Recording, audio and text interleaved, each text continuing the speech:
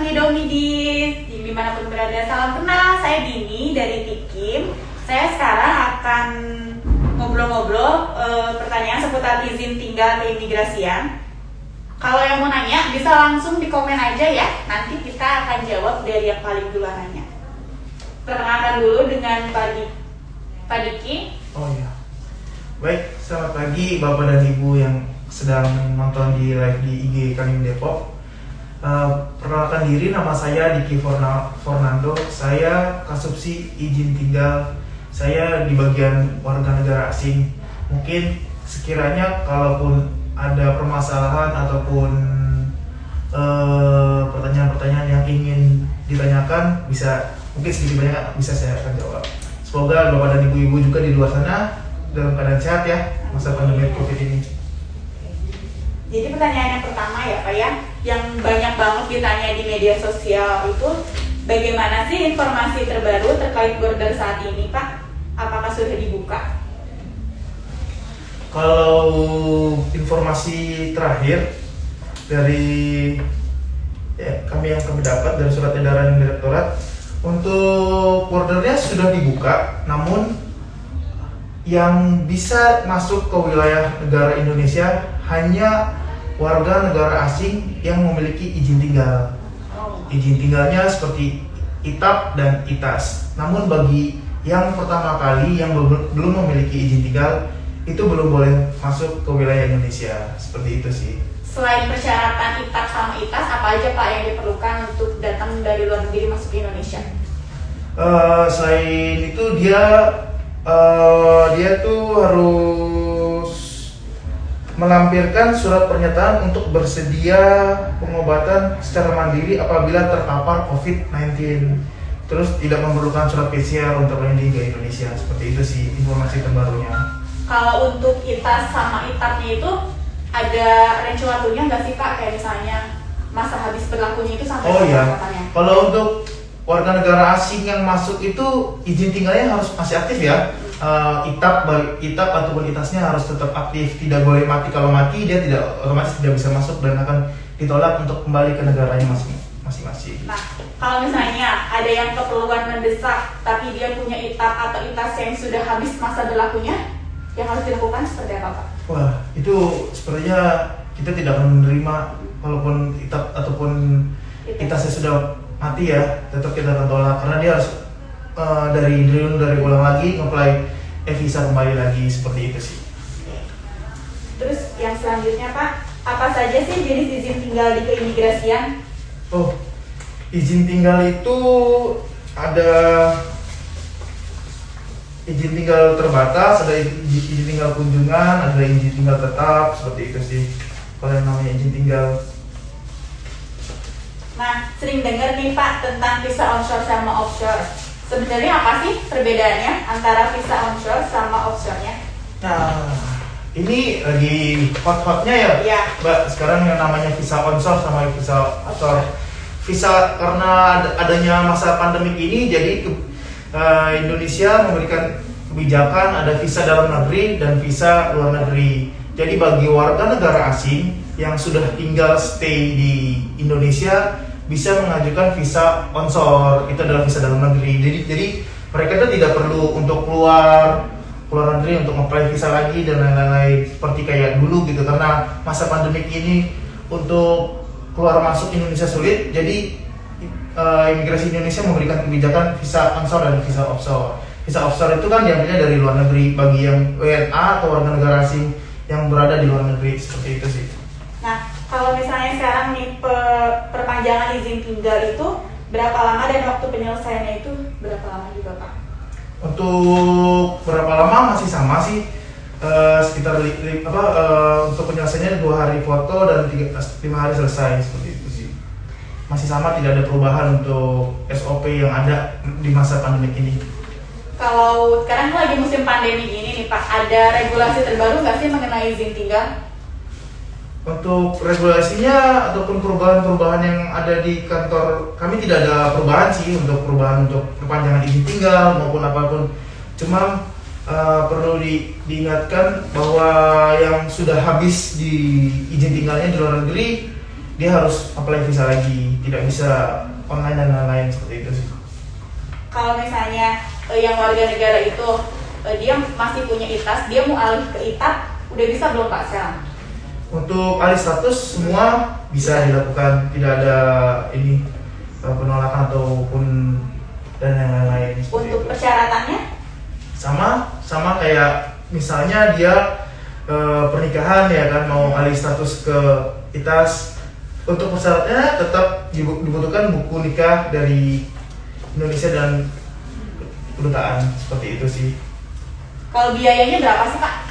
Untuk perpanjangan izin tinggal kunjungan ya, izin tinggal kunjungan itu kan dilakukan setiap bulan dengan harga 500.000, sedangkan ITAS itu kan 2 tahun sekali ya, setahun sekali ya ITAS ya, itu 2.500.000. Berarti itu orang asingnya tuh per setahun sekali kita datang ke kantor imigrasi. Seperti itu. Itu per domisili atau gimana ya, Pak?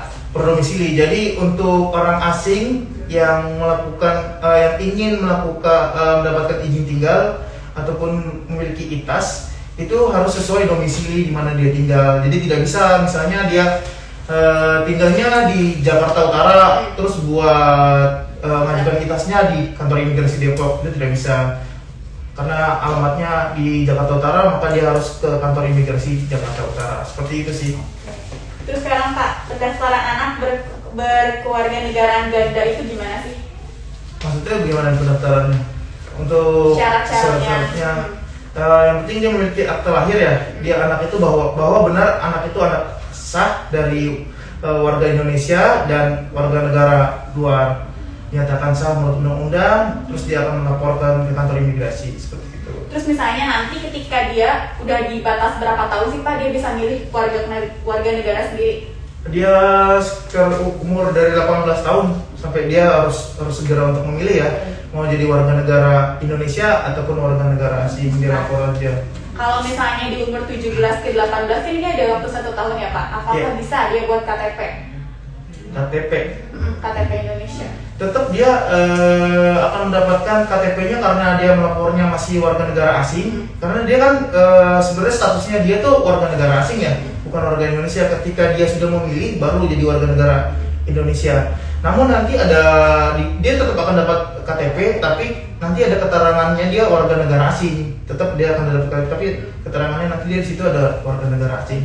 Seperti itu sih, tidak berubah, dia tetap jadi warga negara Indonesia. Berarti nanti ketika 18 tahun dia sudah memilih, nanti dia datang ke kantor lagi gitu Pak? Atau gimana?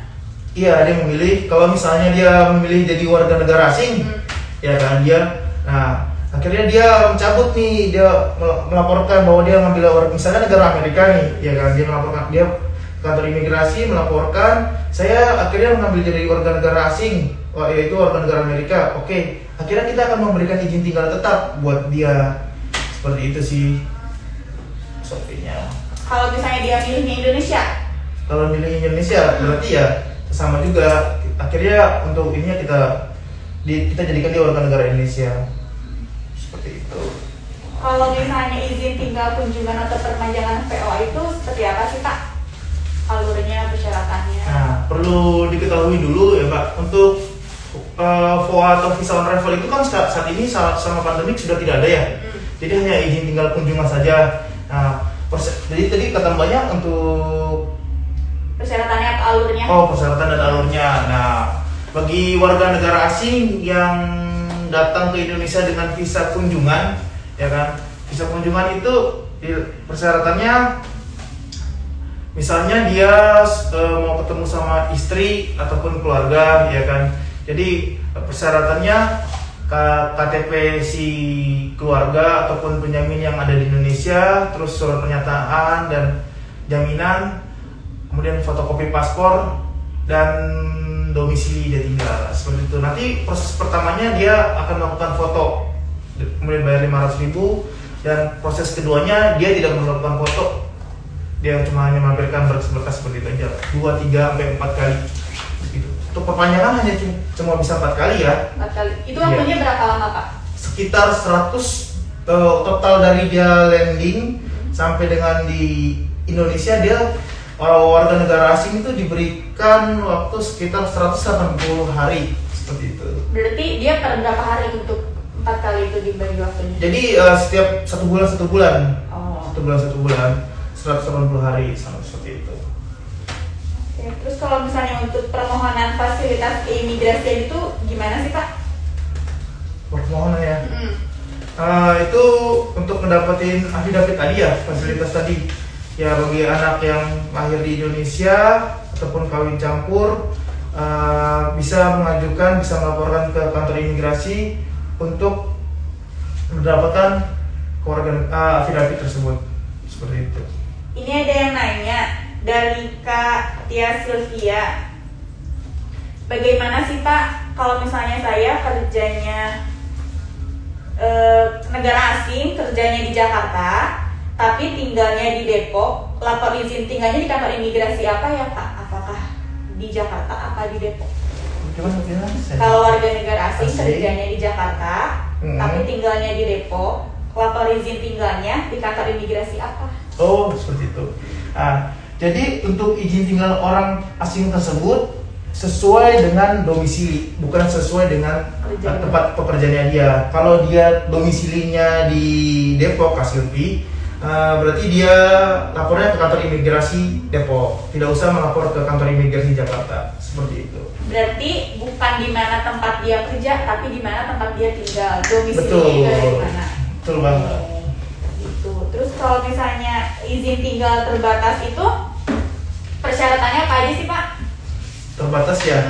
Terbatas ya, kan banyak ya, ITAS yang ada pelajar, ada penanaman modal, ada kawin campur, terus ada rohaniawan, ada lansia, banyak, berbeda-beda sih konsernya, banyak. Kalau misalnya biayanya berapa Pak kalau untuk izin tinggal terbatas? Semua izin tinggal terbatas Rp2.500.000 seperti itu. Berapa lama berlakunya itu? Setahun seperti itu. Berarti per setahun sekali itu bisa ini perpanjang gitu kayak semacam Betul, kali gitu. iya. Ada batas waktunya nggak sih? Sampai berapa tahun? 5 tahun. 5 tahun. Iya. Oke, terus kalau misalnya sekarang, oh ini ada yang nanya Pak, dari Cangki.Nadien. Pak, kalau anak 2 warga negara yang sudah umur 17 mau mengajukan KTP di Disdukcil atau harus buat surat dulu dari imigrasi, bisa dilakukan anak sendiri atau harus didampingi orang tua? Yang tadi Pak pertanyaannya, yang kalau anak 17 tahun udah affidavit bisa bikin KTP nggak sih? Nah, untuk pertanyaan dari Kanadin, KTP tersebut bisa didapatkan untuk ke domisili, cuma nanti pihak Disduk akan memberikan keterangan bahwa dia tuh warga negaranya tetap asing, bukan Indonesia. Tapi kalau Kakak Nadine mau langsung memilih dia warga negara Indonesia di umur 17, pasti dia akan mendapatkan KTP Indonesia. Seperti itu Kakak Nadine. Oke, terus Bapak ada info nggak, misalnya sekarang kan adaptasi baru nih tentang masa pandemi ini ya, ada apa sih yang terbaru gitu? Ada apakah peraturan yang dirubah atau yang ditambahkan atau yang gimana?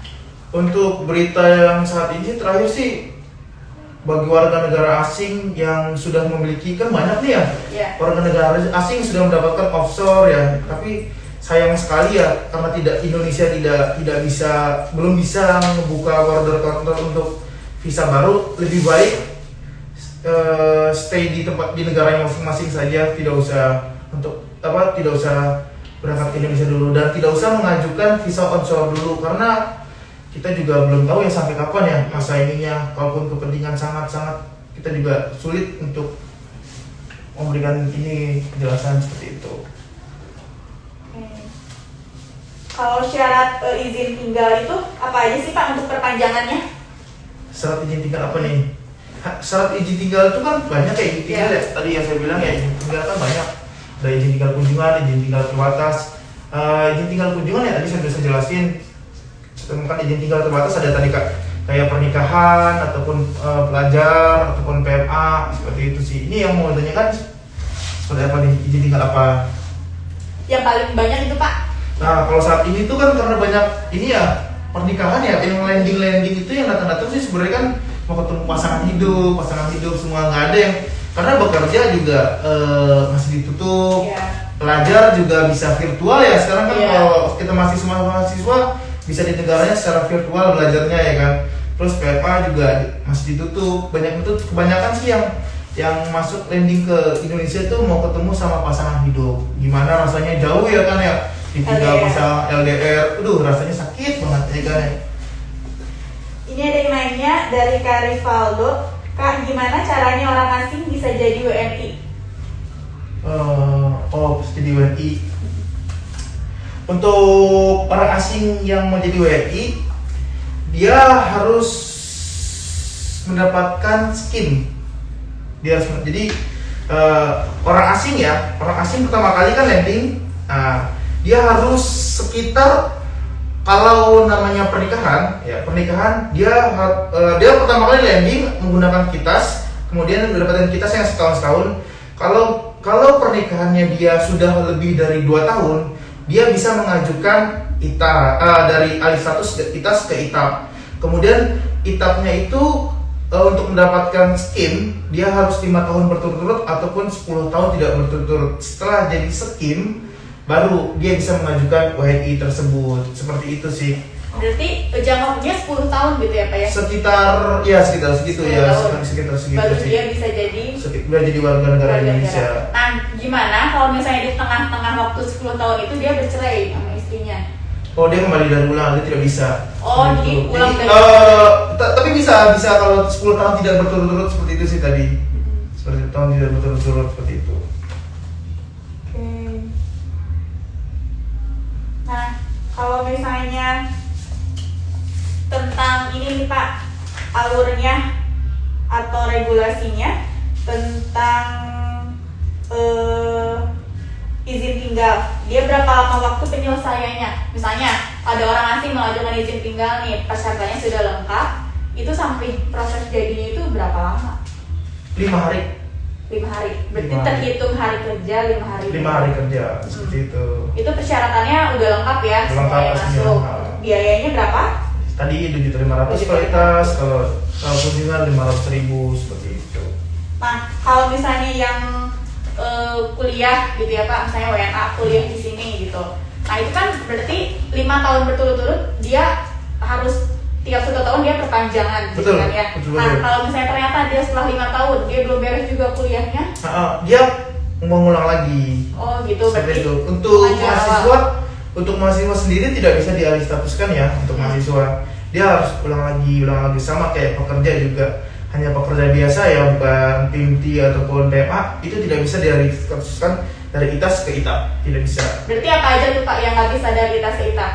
Yang bisa tuh mahasiswa seperti itu, mahasiswa kemudian bekerja itu tidak bisa seperti itu. Yang lain masih bisa untuk dialih statuskan ke ITAS ke ITAP. Gitu.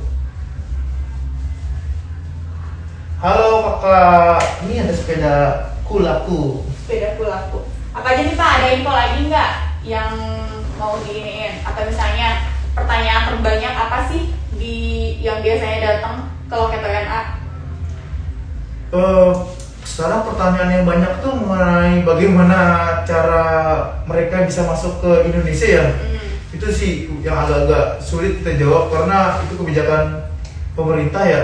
Itu adalah, ini kan musibah dunia, bukan musibah hanya di Indonesia saja, bukan hanya di negara-negara, tapi seluruh dunia gitu.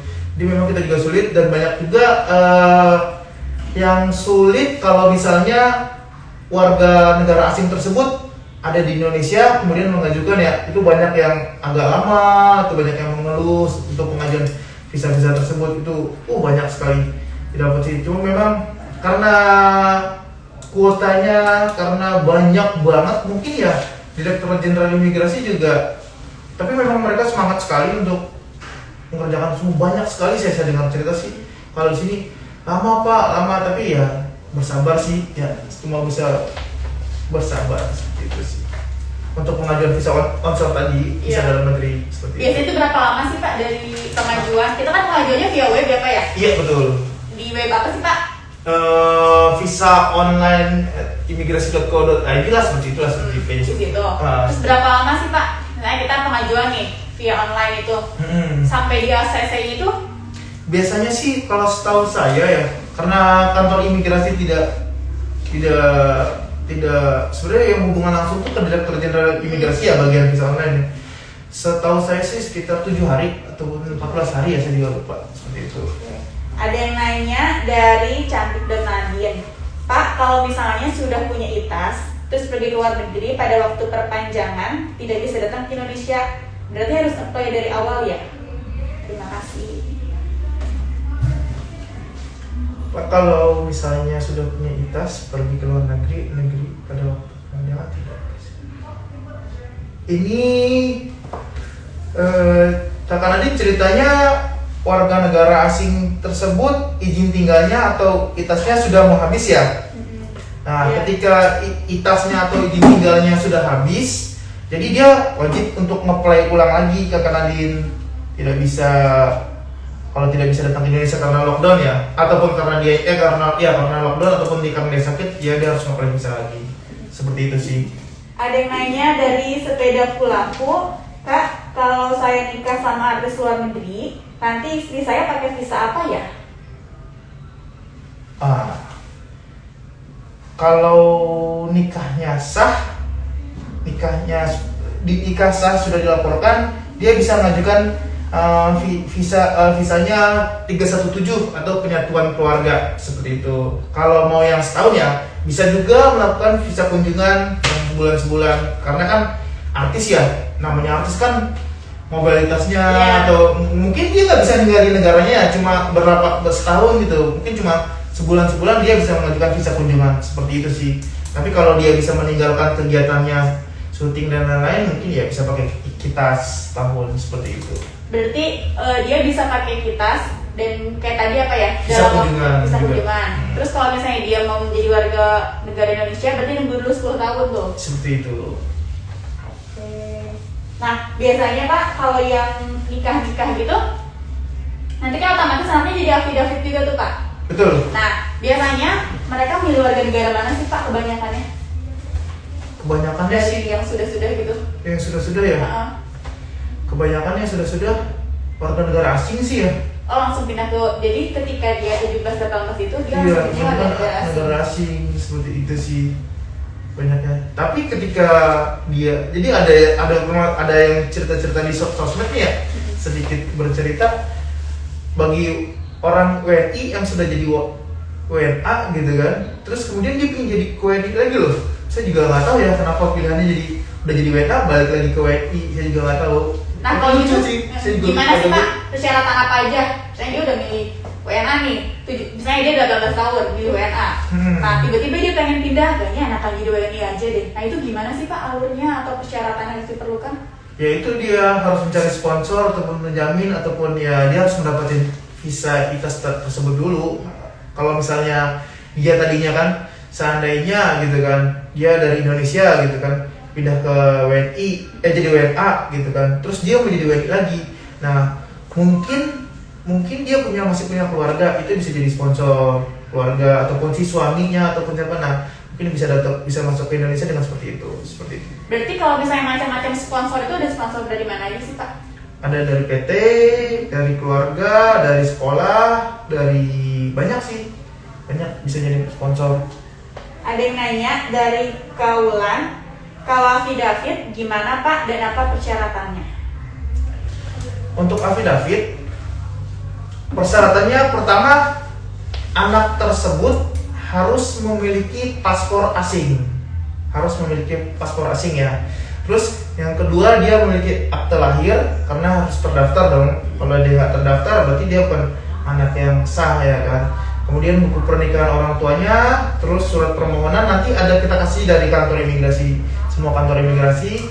Kemudian fotokopi paspor orang tua yang asing dan KTP orang tua WNI, seperti itu.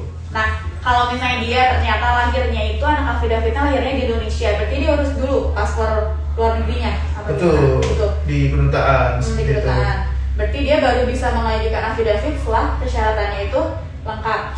seperti itu. Nah, betul. kalau misalnya dia nikahnya itu nggak sah, berarti dia nggak bisa ya Pak ya? Betul, dia pasti kan tidak terdaftar seperti itu.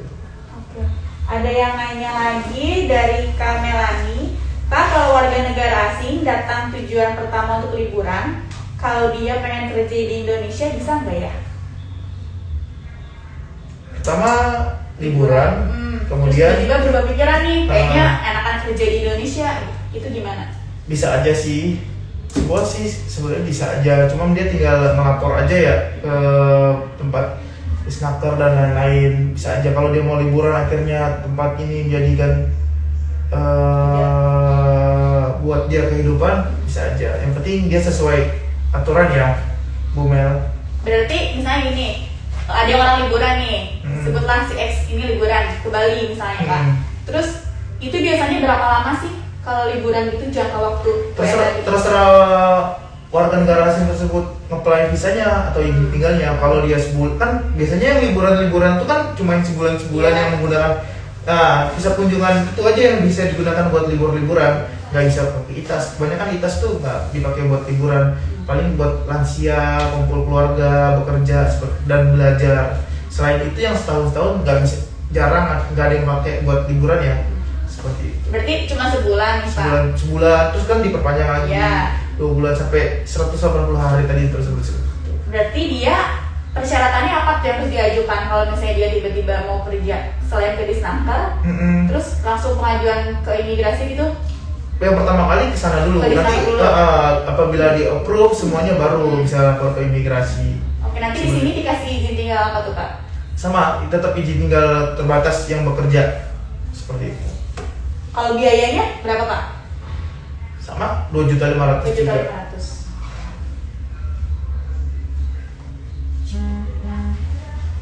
Biasanya banyak Pak, misalnya cerita yang dari liburan terus tiba-tiba pengen kerja gitu? Atau hanya beberapa? Itu sih kayaknya jarang ada yang kayak gitu ya, liburan, bekerja. Karena kebanyakan ya, yang liburan ya memang benar-benar liburan ya. Karena memang yang liburan itu kayak misalnya ke Bali gitu-gitu ya. Orang kan ngeliat pemandangannya indah banget ya kan di Bali gitu. Orang nggak jarang nggak berkeinginan dari liburan tiba-tiba jadi kerja gitu. Jarang sih. Kalau misalnya warga asingnya ini ternyata sudah lebih dari 180 hari tapi dia belum balik juga ke negaranya, itu gimana Pak? Ya, itu kebijakannya? Dia akan dikenakan biaya overstay. Nah, biaya overstay itu satu harinya 1 juta loh.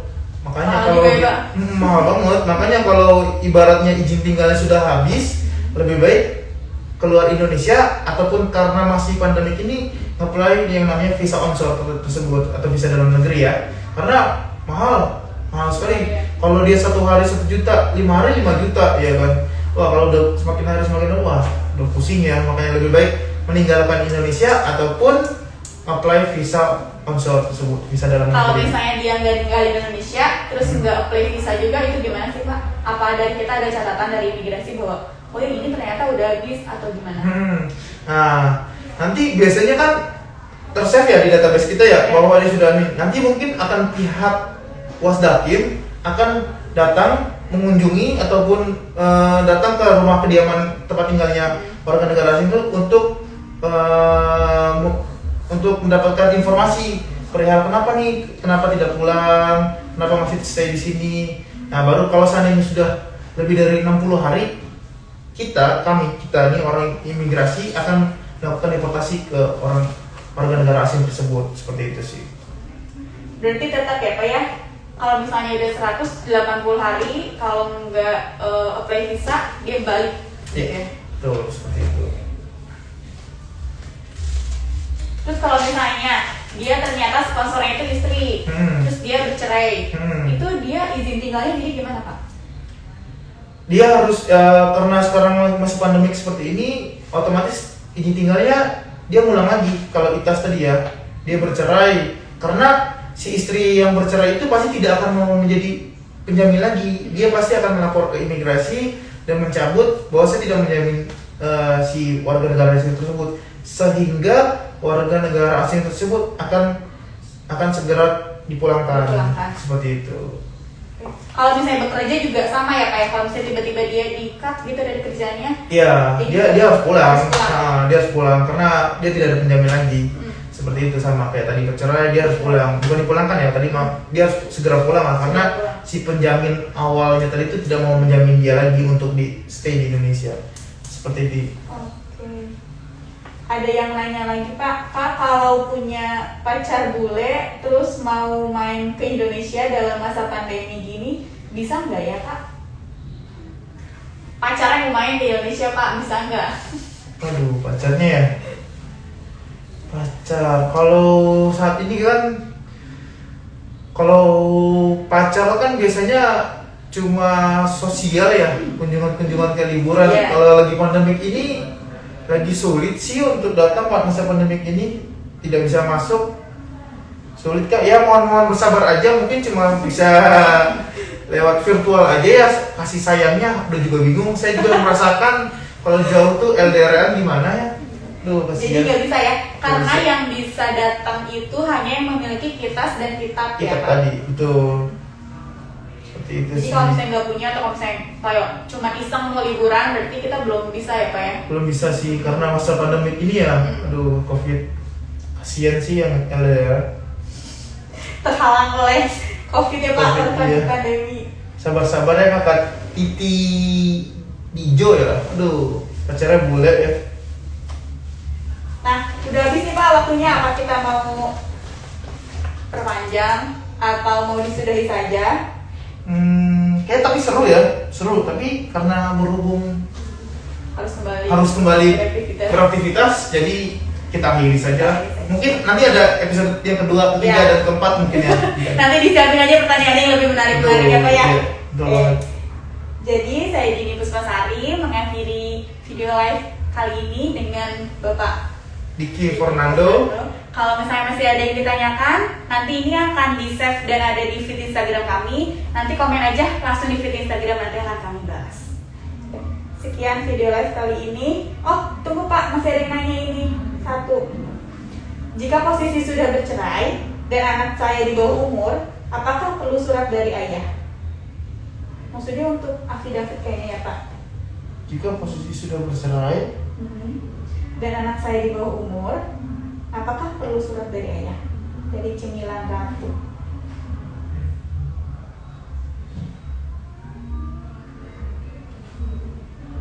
Maksudnya ini surat apa ya Pak?